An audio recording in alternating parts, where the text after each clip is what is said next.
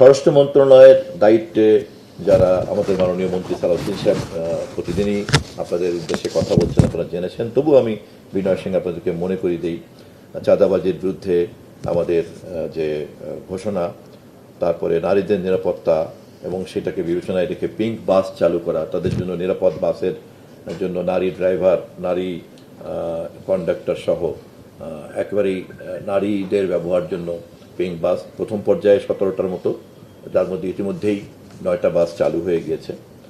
আপনারা দেখেছেন যে অবৈধ দোকানপাট উচ্ছেদ করার জন্য আমরা ইতিমধ্যেই সিদ্ধান্ত নিয়েছি। তারপরে জুলাই যোদ্ধাদের, যদিও এটা স্বরাষ্ট্র মন্ত্রণালয়ের বিষয় না, এটা একটা রাজনৈতিক বিষয়, এই প্রসঙ্গে জাস্ট মনে উঠল বলে ফেলি। জুলাই যোদ্ধাদেরকে দায় মুক্তি দেওয়ার জন্য আমাদের যে একটা সর্বসম্মত রাজনৈতিক অবস্থান আছে, সেটাও আমরা গতকাল বিশেষ কমিটিতে সর্বসম্মত সিদ্ধান্ত নিয়েছি।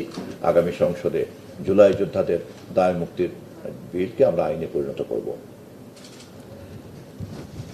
আমরা প্রথম দিকে খুব জরুরি যে দুই একটা ইফতার, এতিমদের সঙ্গে ইফতার, ইমামদের সঙ্গে ইফতার বাদে মাননীয় প্রধানমন্ত্রী সহ রাষ্ট্রীয় সকল ইফতার খরচকে আমরা সীমিতকরণ করে ফেলেছি এবং বিদ্যুৎ সাশ্রয়ের জন্য ব্যবস্থা নেওয়া হয়েছে। মাননীয় প্রধানমন্ত্রীর কার্যালয় থেকে শুরু করে সমস্ত কার্যালয়ে বিদ্যুৎ ব্যবহারের পরিমাণ প্রায় অর্ধেকে আমরা নামিয়ে নিয়ে আসছি।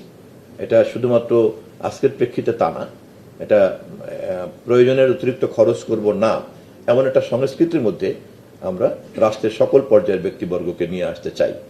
কারণ আমরা যারা এই দায়িত্ব পালন করি, আমরা যদি নিজেরা এটা চর্চা না করি, তখন জনগণকে কিন্তু এই কথা বলতে পারবো না। সেজন্য আমরাই প্রথমে এটা শুরু করতে উদ্যোগ নিয়েছি মাননীয় প্রধানমন্ত্রীর নির্দেশে।